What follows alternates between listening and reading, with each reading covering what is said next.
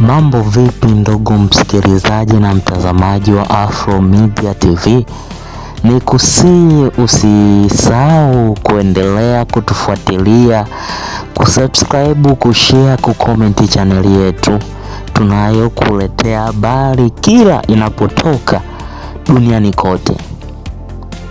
Hii ni taarifa kutoka jijini Mwanza ambapo tangu kuanza kwa mvua zinazoendelea sehemu mbalimbali ya nchi ya Tanzania, Mwanza imekumbwa na mafuriko ambapo maji yametanda katika barabara mbalimbali za mitaa na kuzua usumbufu wa makero kwa watumiaji wa barabara hizo.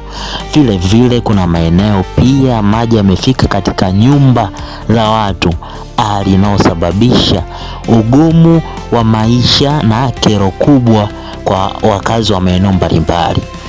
Serikali imeshauriwa kutanua makaravati, madaraja na kuweka mfumo wa kutoa maji taka uliothabiti, ikiwemo mitaro katika jiji, kwani jiji kupata shida au hata za hivyo ni kitu ambacho ni kero kutokana na watu wengi wanaishi humo.